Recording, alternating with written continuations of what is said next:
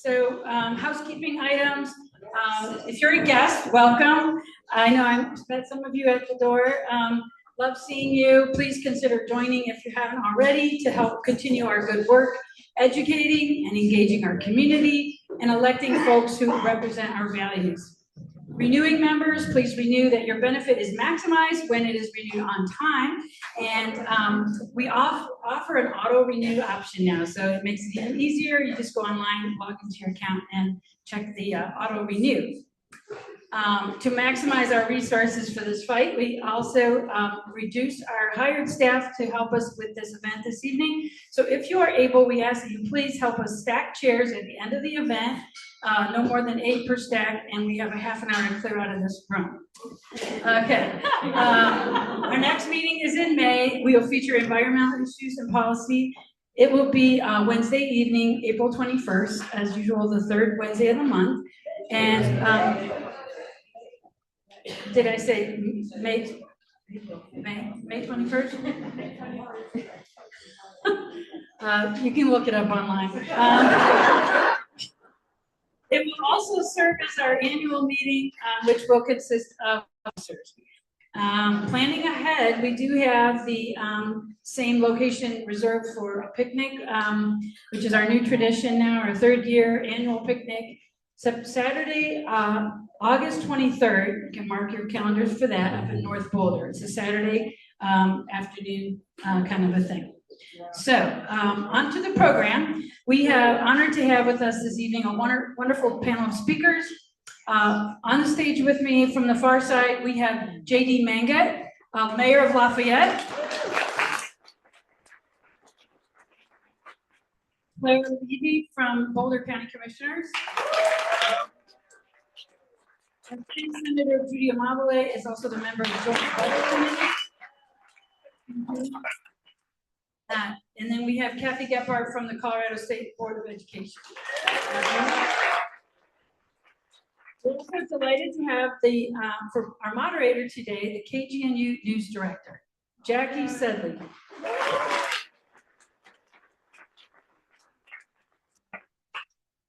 I'm just going to say a few words about Jackie. Jackie's the news director for KGNU, our very own community radio station here in Boulder. They moved here nearly 2 years ago to work at KGNU, bringing 10 years of journalism experience.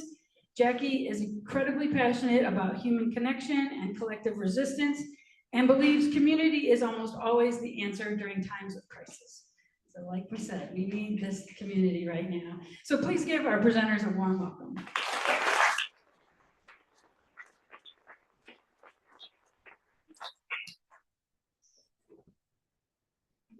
Everybody, can you hear me? No. I don't think they can hear me through the microphone.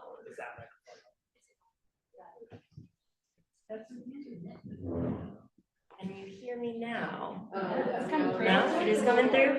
Yeah. All right, there we go. Good. Fantastic. Hello, everybody, and hello to all of you sitting up here with me. So I know that many people here know who you all are, but just so the audience and I can get a greater sense of who all of you are, what do each of your day-to-days look like lately? And is that different from what they looked like before Donald Trump was inaugurated a few months ago? I know this is a huge question and we'll get to the details, but maybe in some broader strokes to start with you, Kathy. So before Donald Trump was elected, I don't think people had any idea that there was a state board of education. I know that from my campaigning. And I think being in public education was a passion of mine, but not something that people paid a whole lot of attention to. And it's now front and center. And I think people are realizing just how important public education is to our community and to our democracy. So that has changed my life pretty significantly. Thanks. So we're in session, and so we weren't in session when Donald Trump got elected.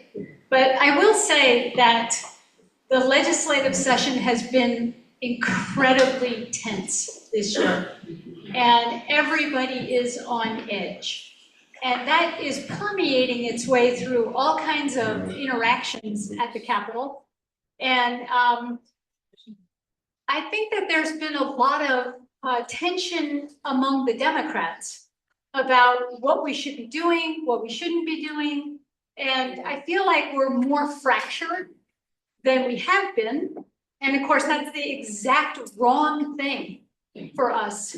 We should be all pulling together and trying to row in the same direction. But there's a lot of disagreement over what went wrong and then what we need to do to right the ship. And so until we get together, until we figure that out, I think we're going to keep sort of floundering. And that's at the state level. I also think that's at the national level. So I really hope that in the next few months, we can coalesce maybe around some national leadership and start figuring out what's our message. What is our message? What do we stand for? What are we going to do for people? And I don't think we've been doing that. So I hope that's where we'll end up. I don't know if that really was the question, but.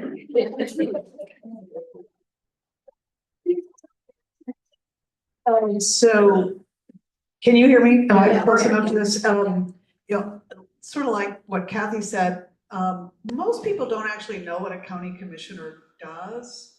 And we, you know, we're largely sort of administrative figures. We run the county. We adopt the budget. We oversee personnel policies. You know, meet with our department heads about their policies and projects. And we do our best to tell the community everything we're doing and go out and do town halls and celebrate open space purchases and celebrate new sustainability programs that we're funding, celebrate what we're doing with our affordable housing through the housing authority. There's all this stuff we're doing. And you know, my days when I show up at work, I think that was the question, what do I do? You know, it's different every single day. I might one day be working on, you know, how are we gonna allocate the affordable and attainable housing tax revenues? Another day, well, today it was, should we renew the management plan for elk management at the Rabbit Mountain? You know, it's just all like that. But after the election of Donald Trump, we spent a lot of time reassuring our staff that we're not going to change our values, our principles, our priorities, that we are committed to racial justice, to environmental justice. Those are not bad words. We're going to be smart about how we write federal grants and ask for money, but we're not going to be intimidated to, you know, not do the work that we think we need to do. And we organized among the three of us. We each took a different subject matter area to just have sort of an open house with our staff, to talk with them about what their concerns are, what are they thinking, what, because they know maybe their program's way better than we do, what should we be looking for? Because I do a great deal of my work with our human services and our community services departments. I met with those staff, and those are they are very, very, very afraid. This is, you know, SNAP, so it's nutrition assistance. This is housing assistance. It's community justice services. It's area, you know, it's aging services. It's Head Start. It's, you know, it's everything that Project 2025 said needed to go. So, you know, we've been just working really hard to try to maintain morale and be smart about what might be coming. I was gonna say about a little bit about Senator Amabile and the Joint Budget Committee, that before the election, we were mostly concerned about how much money the state was going to give us to run these programs because it's tight budget time. And, you know, Donald Trump kind of took the heat off them and put it on the federal government. So there's that silver lining. I'm gonna try the second mic here. Can you all hear me with this one? Okay. My name is JD Monget, as mentioned earlier, and I do serve as the mayor for the city of Lafayette. So I can give the perspective from local government. Also, I do serve as a teacher by day as well at Angevine Middle School down in Lafayette. So shout out to the teachers. And you said your question, you mentioned like how's your day to day going in. Honestly, like I don't know if it's a coincidence or not, but I've had this cough since November. Like I'm serious, it's still lingering around. I think it's because our school like has like a swamp cooler still, and it's a quarter of a mile long. But anyways, that's a topic for later. But it's tough because like as a teacher, I have a student whose uncle was detained by ICE. And these are like this is Lafayette, Colorado, Louisville, Colorado, right? These communities, this is not what you think of when you see the news. You're seeing like Denver, right? Big cities, Aurora, but they're coming, they're everywhere. And if they're sending agents to Lafayette, Colorado, right? They're all over the country. And so my student missed school for months and months after that, was afraid to go. We had to communicate with them. I had to contact our police chief. We received a call from a mother, the city of Lafayette did. And she calls and she said, hey, my son's missing. My son is missing. I haven't seen my son. He's about 22 years old. So she filed a missing persons report. And so the police of the city of Lafayette contacted the county. Right, the county sheriff's department, they're like, oh, have you seen this young man? Did you pick him up by chance? And the county said no. And so then they contacted ICE, and then they said, what about you guys? And they said, yeah, we have him. So it's like, proper procedure, like in the day-to-day of it, like proper procedure isn't being followed. Like typically federal agents will notify the local police chief in the department and let them know what's happening if they're conducting an operation, whether it's ICE or drug enforcement or a different agency.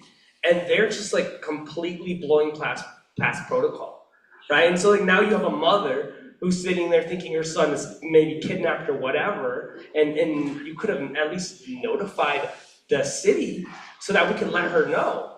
And so it's like things like that, from a city perspective, as a teacher, that we're seeing not just when it comes to immigration, but when it comes to a lot of different issues that I'm sure we're going to dive into here in a bit, but when it comes to the supply chain and resources, when it comes to applying block grants or any form of grants from the federal government's receiving those, having that flexibility. Like we were lucky in a sense, like during COVID, right? A lot of jurisdictions received ARPA funding, American Rescue Plan dollars, so we could do, we can continue to survive or help folks. But like now it's like, I don't know if there's another pandemic, do we get any support at all, to recover in situations like that. So a lot of unanswered questions, a lot of situations where people will come to me, my students, Mister, what do we do about this? What do we do about that? And it's like, I don't have the answers to all of it. So then I have to call,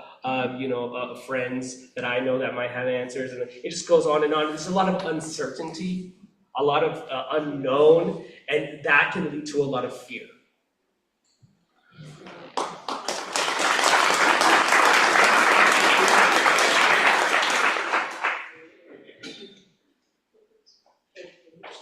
Can you hear me? There we go. Thank you all for those explanations. I think that fear and that uncertainty is a large reason why we're all gathered here tonight, right? To try to have some questions answered, or if we don't know the answer, at least we know that we collectively don't have the answer, and there's sometimes some comfort in that.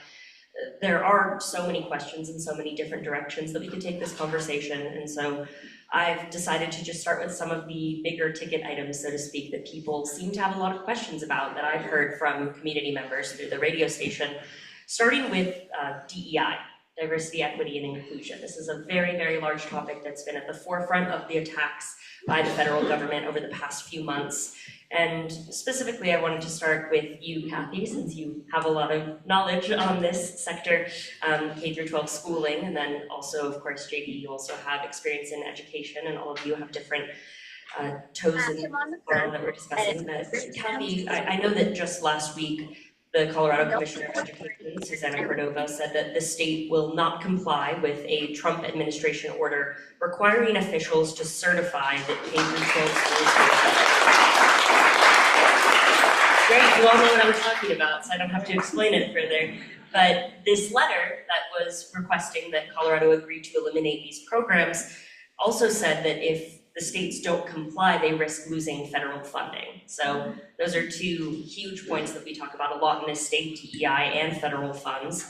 At this point, Kathy, what is the status of DEI programs in Colorado's K-12 schools? And do we know how realistic the loss of that federal funding is right now? Well, the second question, I don't know how to answer.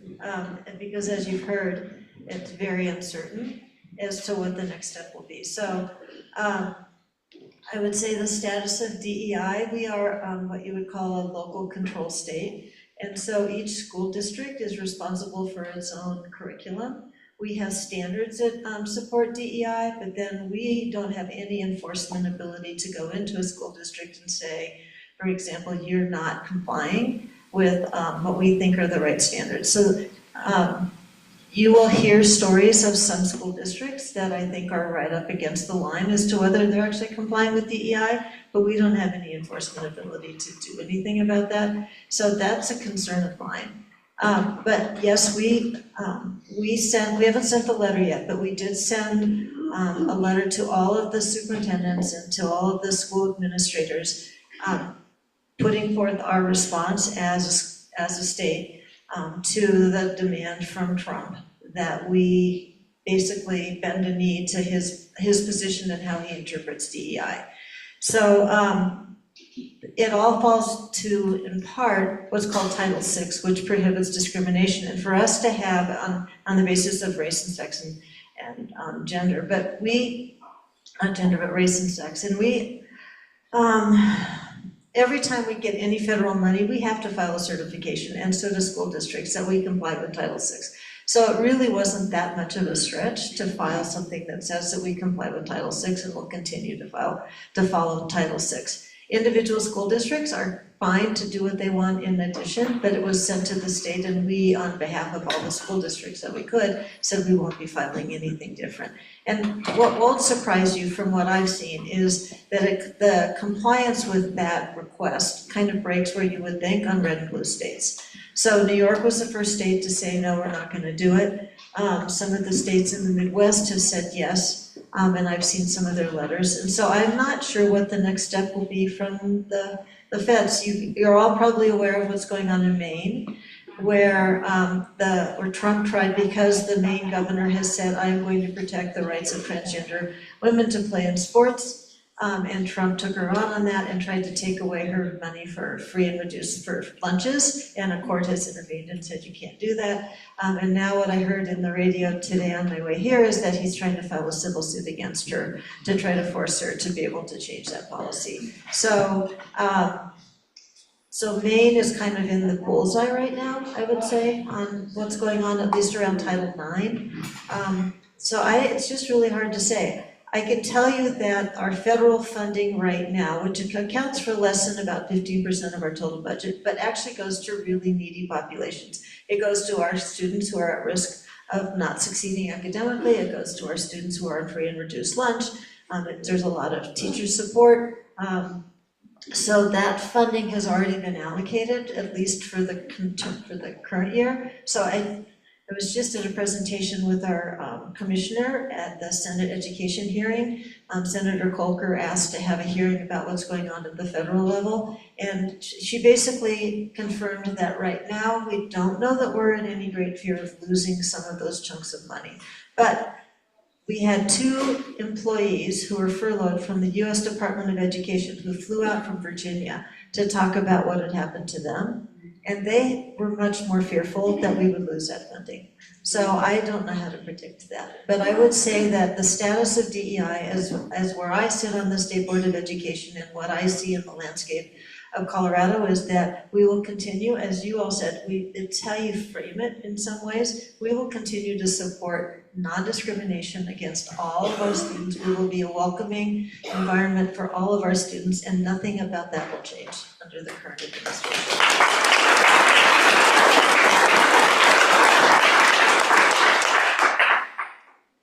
JD, is there anything that you wanted to add based on your perspective, both as a figure in Lafayette, but also as a teacher? And as a brown boy too. So, it's interesting because when you hear like the rhetoric on TV about why we're getting rid of DEI, the rationale behind it, you'll hear President Trump say, we want merit-based, we want it all to be, we want people to earn things based off of merit, but then proceeds to attempt to appoint a drunk TV show host as their Secretary of Defense, right? So that's when it stops becoming about merit and about racism.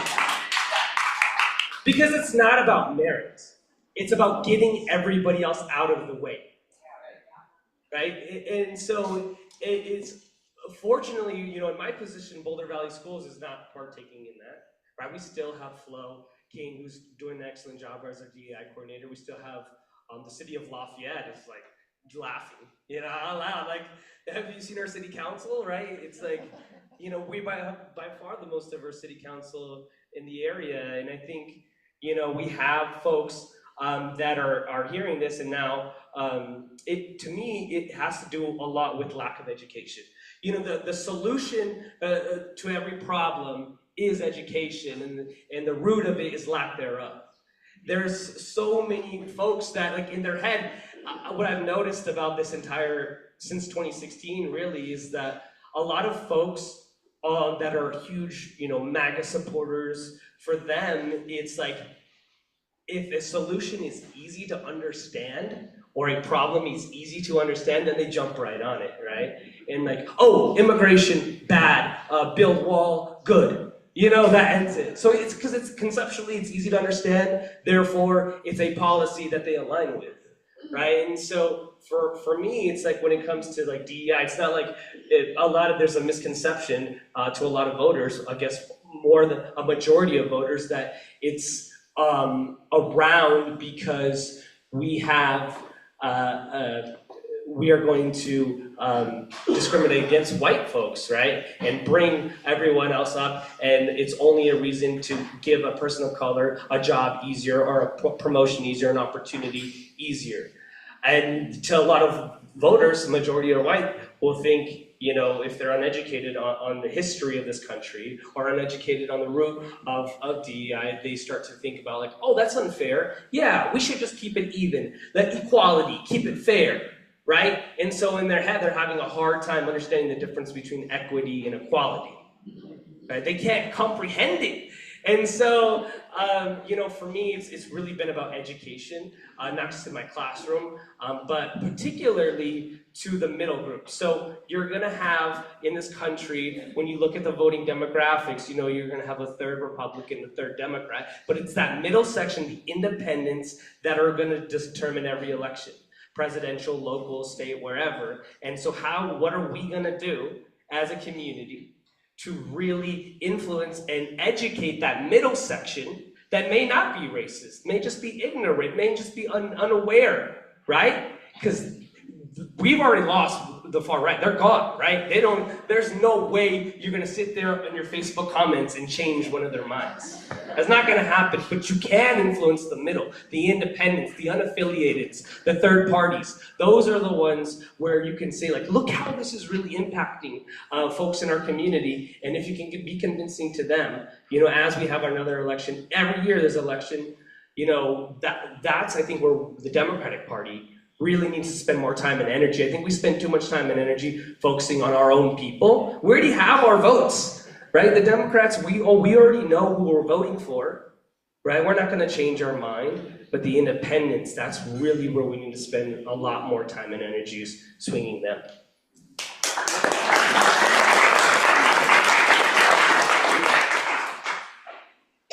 A lot of the different topics that we're covering at the end of the day, have the overarching cloud of money and funding, right? We can't get a lot done, especially with the way that our government is set up sometimes without funding.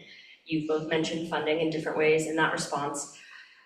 Judy, I know that you are a committee member on the state's Joint Budget Committee, and Claire, as you mentioned, you deal with a lot of the budget for Boulder County. So I'm curious what those conversations are sounding like right now. Is the energy different? You mentioned earlier, Judy, that there's a lot of tension in the room. I don't know if that was referring more to policy making or to budget conversations, but what are those feeling like right now? Does it feel like there's still forward progress and protection of budget and finances coming through the pipeline? Thanks for the question. Before Trump got elected, we were already staring down a massive budget cut.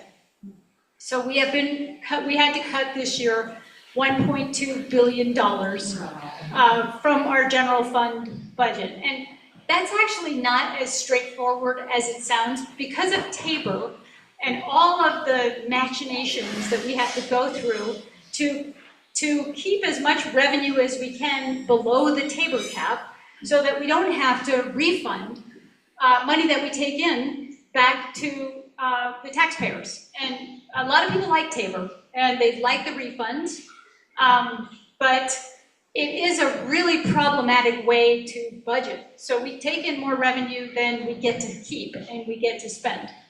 And this year has been very hard.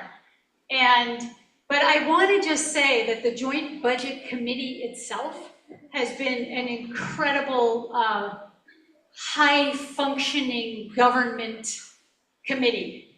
So 6 people, 4 Democrats, 2 Republicans, 3 House members, 3 Senate members, and we sat down since the day after the election every Monday through Friday and hammered through every department, every cash fund, every budget item, every budget request. And we worked it out. We had differences, but we didn't turn it into a political football. People did do a little bit of grandstanding. I might have done a little of that too. I have some things I really care about, and I wanted to educate the committee on how devastating some of those cuts would be. And everybody had that. Everybody had something that was really important. And we gave ourselves the space to advocate for the things that we all thought were really important. And we also all kept in mind what is best for the people of Colorado. And at the end of the day, we had unanimous support for the budget. And we also had unanimous support if it's a Joint Budget Committee bill, then every member of the Joint Budget Committee has to vote yes. And we passed a record number of Joint Budget Committee bills, partly because the budget was really complicated and we needed all those bills, but also because we put partisan differences aside and acted in good faith for the people of Colorado, and I'm really proud of that.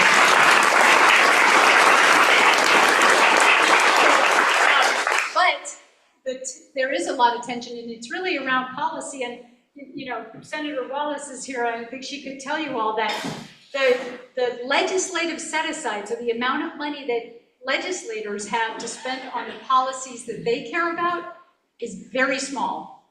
It's, in past years we've had $20 million plus a bunch of ARPA funds, and we were like drunken sailors. And this year, no. This year we have a very small amount of money, and every day we hear something that actually makes that amount of money smaller. Or, anyway, so it's challenging for the legislators who want their policies to get passed, and if they have a high cost, we just don't have the money to fund that this year, and we won't have it next year either, because we are in a structural deficit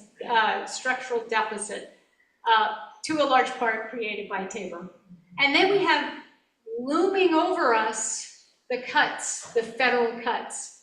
And the big one, so 1/3 of our budget, our general fund budget, is K through 12. 1/3 is Medicaid. And 1/3 is everything else. And the thing that's on the chopping block right now is Medicaid. And depending on what those cuts look like, there will be cuts. You know, I was at a round table with Senator Wallace, with Joe Neguse and Michael Bennett, and they were very clear. There will be Medicaid cuts. And it is just a question of what it looks like. But that will ripple through every single aspect of our healthcare system. Because 1/5 of our state is on Medicaid. Because we have 600,000 people who are in the expansion population, and Medicaid pays 90%. The federal government pays 90% of the cost for those people. So if they said, we're cutting the expansion population, then all of a sudden, we have 600,000 people who are uninsured. And they still have to go see the doctor. So they're gonna go to their federally qualified health clinic, and they're not gonna have any money. They're gonna go out of business. Our rural healthcare providers are going to fold because they're not going to have a payment source. So it is going to ripple out through the whole entire ecosystem. And that is terrifying. But there are some things that they could do that would be less bad.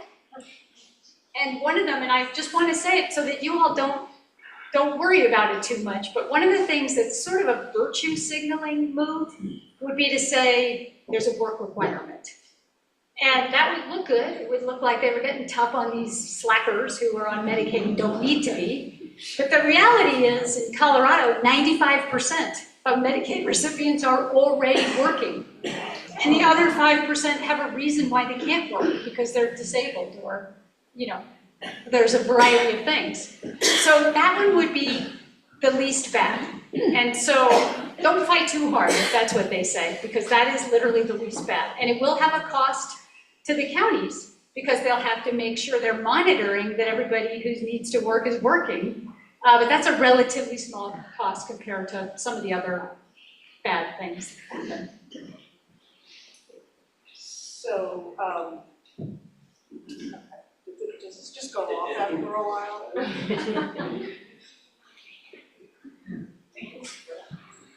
Is it on? Okay. Well, I'm supposed to talk about the county, but we did a town hall meeting last night in Lafayette, and we were talking about the services that we provide, the human services and the community services and the housing support services, et cetera. And I sort of ended the evening, not sort of did end the evening quite on my high horse about Tabor. And I know this crowd is very well informed about Tabor, and the challenge that the Joint Budget Committee and the legislature has is an artificial challenge. We have oodles of money in Colorado because we have a lot of really high-paying jobs, and we have to give it all back or put it in places where it's not the most productive place to put it, or fund our government using fees that we can squirrel away for specific purposes when maybe those aren't the highest priority, or that's not the most equitable way to fund things. So I'm not supposed to talk about Tabor, I'm supposed to talk about the county. But this is why we have this problem. And we have been trying to do little fixes and little workarounds and little things, and I think it's time to just come straight at it. Because if you want to have more years like this one, then let's keep Tabor. But if it's time that we actually have an adequately funded education system and higher education and transportation and behavioral health and all the things that we don't do, then we have to get rid of Tabor. On the county, so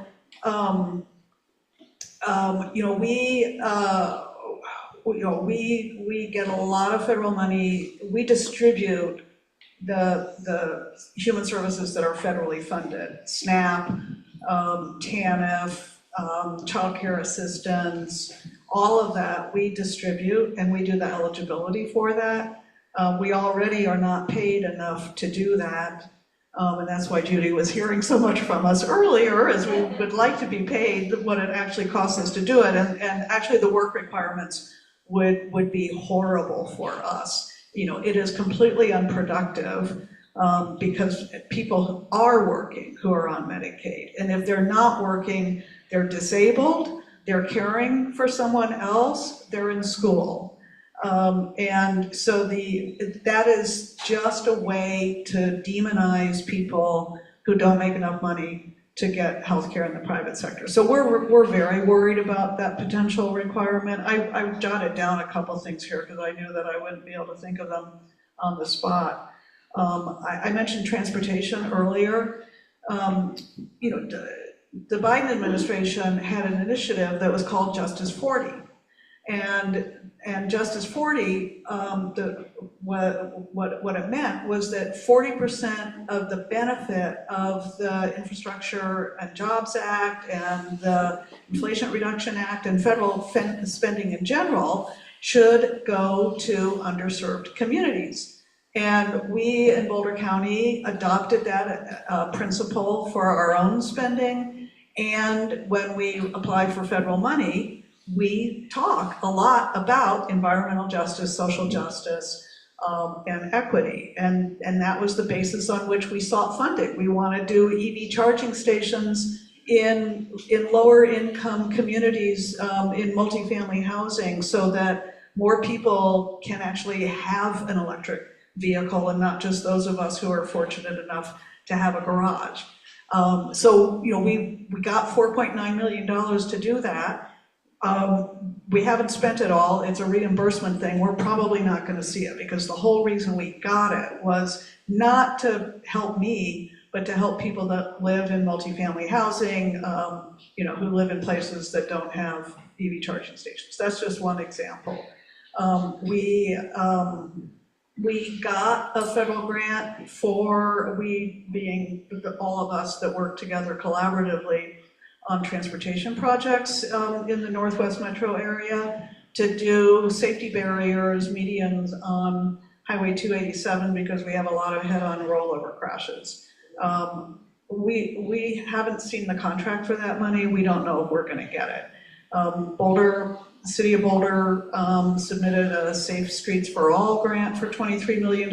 They were successful in getting that grant. I'm sure that grant talked about equity.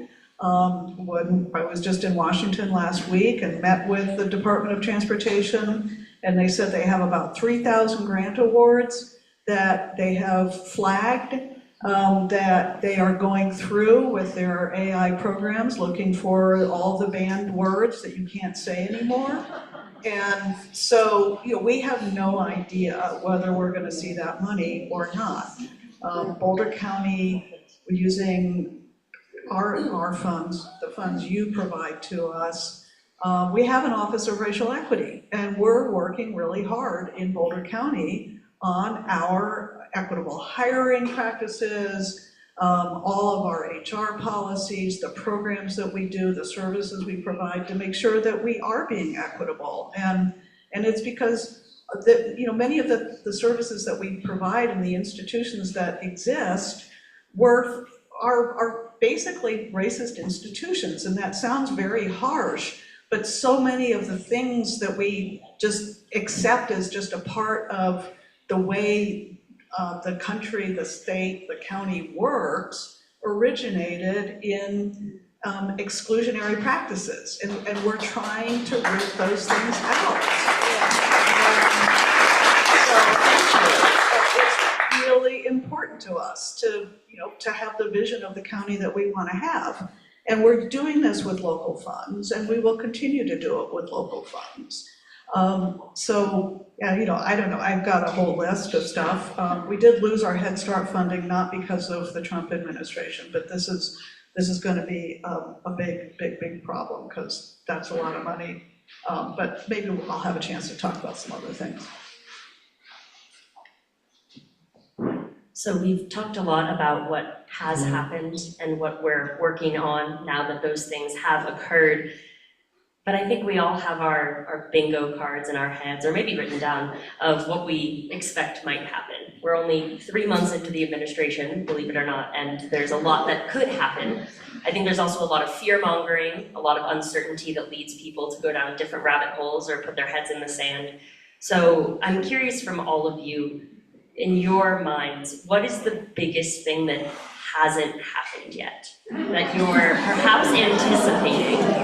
And not in a way to incite fear in people, but more so to maybe quell some of those fears or lead people to think about things a little bit differently.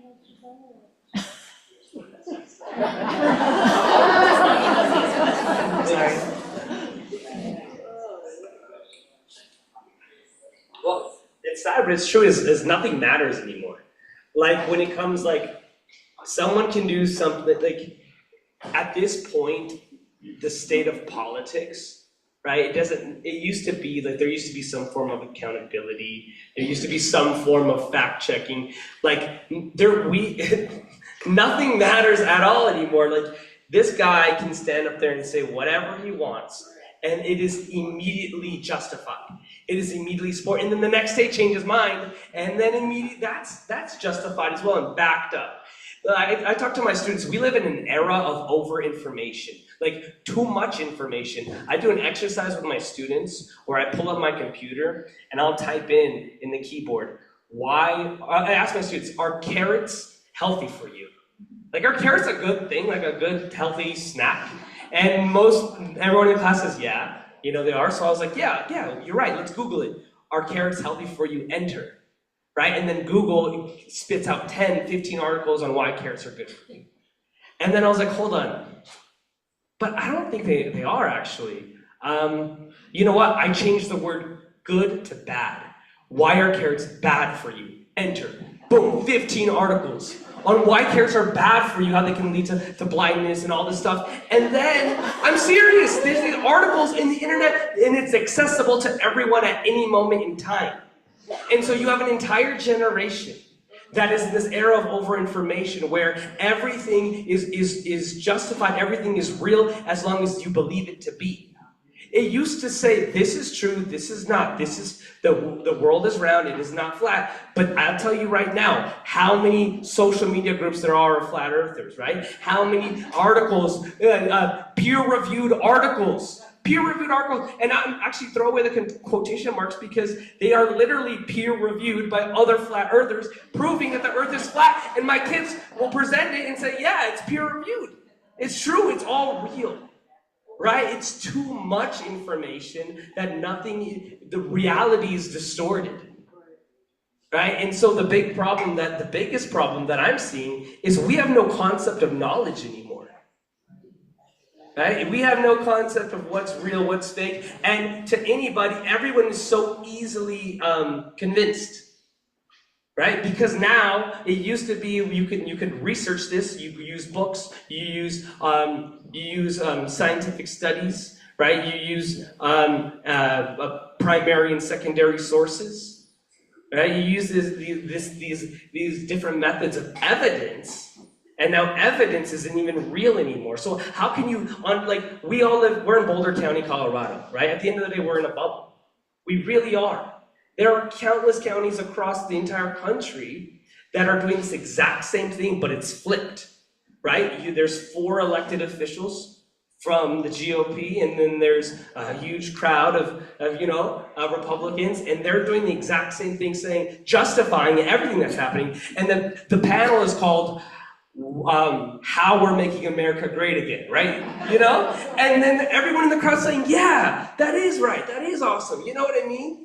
And so, we're all sort of, I'm going way big picture, but it's you said big problem. The big problem is, everyone's living in their own world and justifying their beliefs through research. And that research is just that research can be convincing anyone of anything at this point.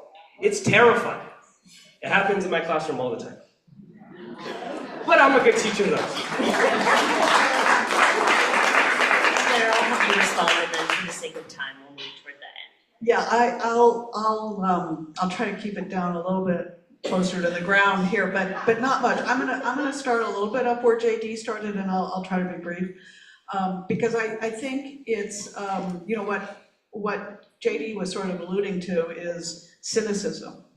And for me, one of the things I worry about the most is that the feeling that nothing matters, that he can say whatever he wants, is gonna lead to so much cynicism that we won't be active, we won't resist. And so I think we need to fight, you know, just fight that urge to just throw up our hands. But more concretely, you know, the things that I worry about, they're already happening, and I think we have to see whether they go full on or sort of just a little bit. One is that Congress has abdicated its powers, has completely capitulated to the executive branch. And so, you know, we're supposed to have 3 branches of government, and the Congress is elected much more democratically by the people than the president is, and that's intentional, so that they are a check on, you know, the imperial, powers, and they're not doing that, and I don't know what's going to make them wake up. But the other branch of government that is also supposed to hold the executive branch in check, is looking pretty limp right now. We have some judges that are saying, wait a minute, we told you to get that man and bring him back, and they've gone, oops. So I think, you know, this is which way that goes, whether Congress wakes up and says, oh, this is not working, whether the court holds the Trump administration in contempt, and whether the Supreme Court backs that up. Those are things that are very much on my mind.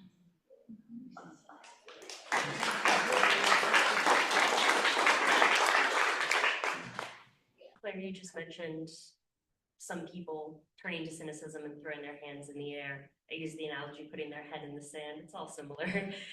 But there's a lot of people that want to take action, and they just feel so inundated with information that it's hard to get moving. At KGNU, we've kickstarted a resistance calendar on our social media platforms and on our airwaves to let people in the know of what events are happening. I had to put one piece of promotional material in this. But from your positions as policymakers and local officials, what would you say to folks in this room looking for ways to take action and feel like they're making some sort of difference now?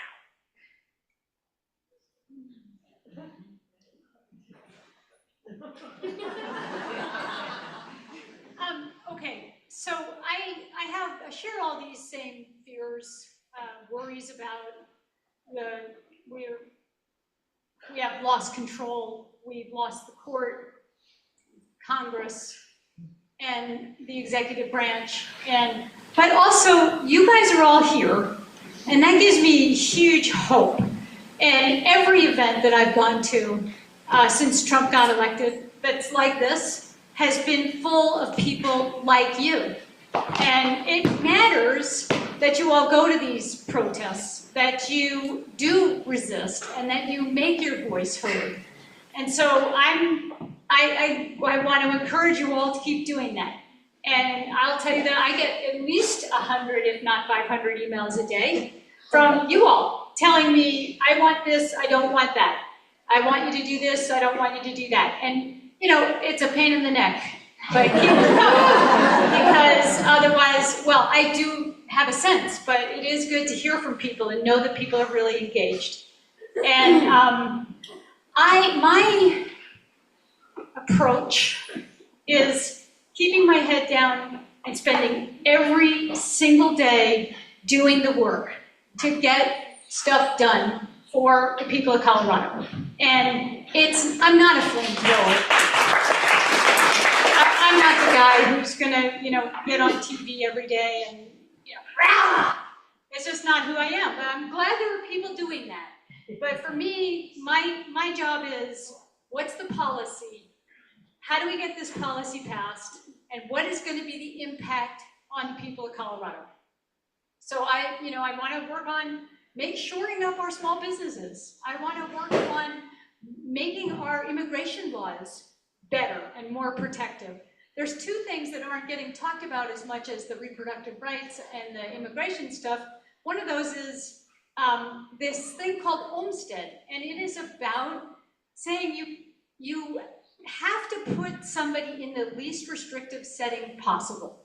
And that's about to get struck down by the Supreme Court. And that means that somebody who's sick, who needs to be in a hospital, but is instead in jail, that we will have no way to get them out. They will spend forever in there until they die if we don't have Olmstead. That people will be stuck in nursing homes who don't need to be in nursing homes. That youth will be in detention who don't need to be in detention.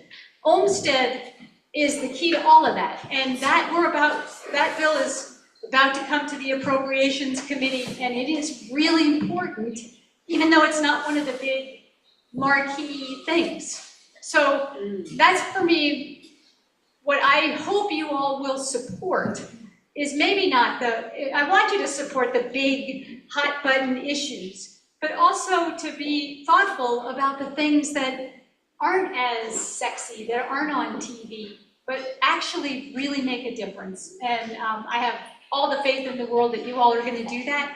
I'm an optimist. I think we're going to get through this. We're going to come out the other side better than we were before. And that's what I believe, and I hope you all will keep your chins up and believe that too.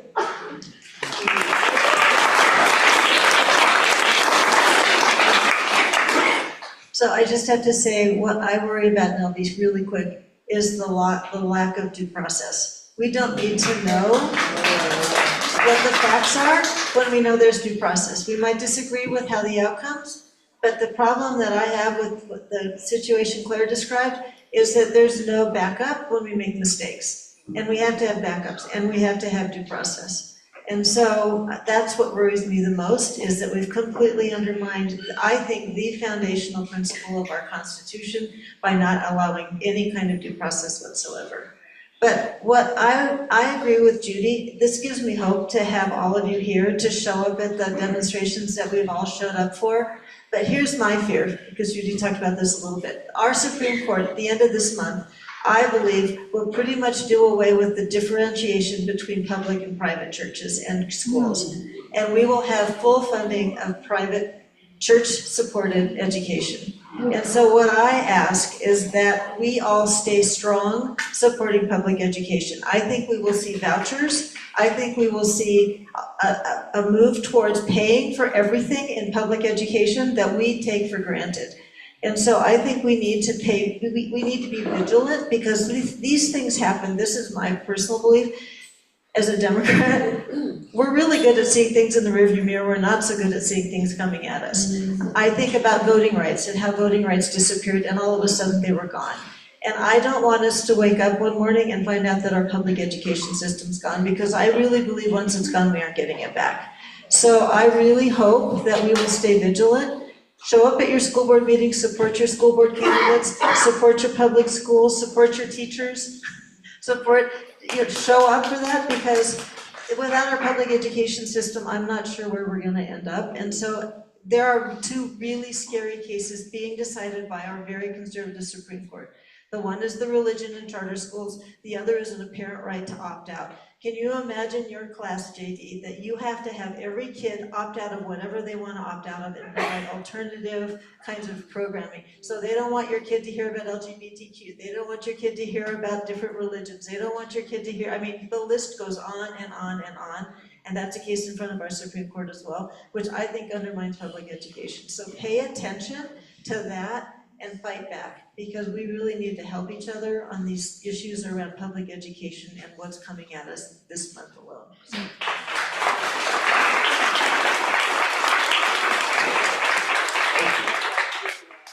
I just wanted to quickly mention something that you all can do in the room today. Like I know a lot of folks are eager to take action. A lot of folks, I believe, voted and supported an administration like this because they haven't felt a lot of like love or care or support when they were younger. right? And then they grew up older, upset, angry, because the reality of the situation is a lot of people are unhappy with their lives right now, and they have been for a while. And so they want something revolutionary, or in their mind, revolutionary, something crazy, something radical, something different. And they're angry and they want to see the world burn, and so they vote accordingly. I think one thing that we all can do tomorrow is starting to, when we focus on the youth and start investing, not necessarily in the education at school, but in nonprofits, extracurriculars, things that can consume their time after 4 p.m.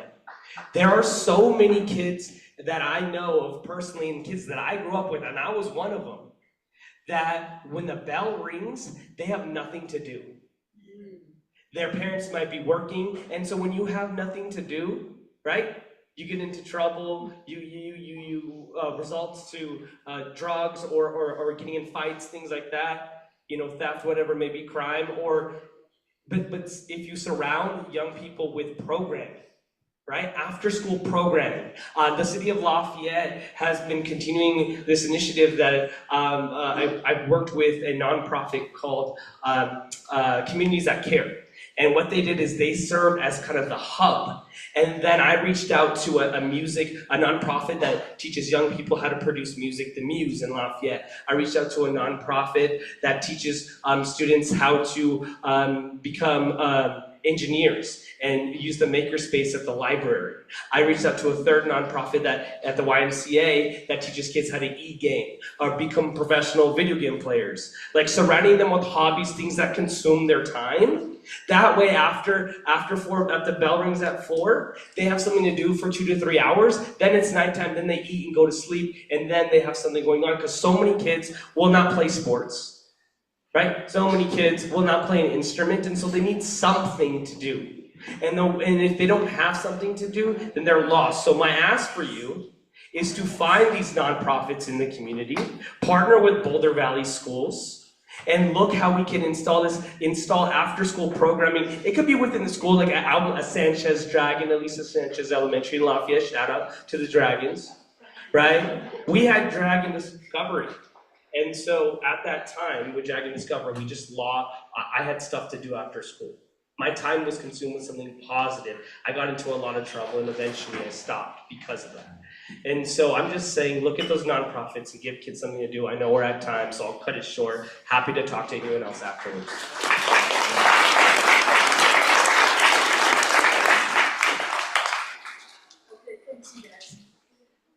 I just hate to cut this short, but we are really on a clock now to get this whole place cleared out and the tables and chairs put away.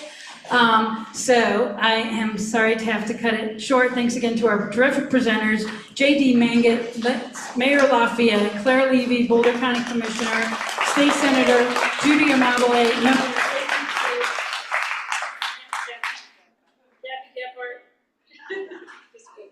Kathy Gephardt, Board of Education, and Jackie Sedley, KGNU News Director.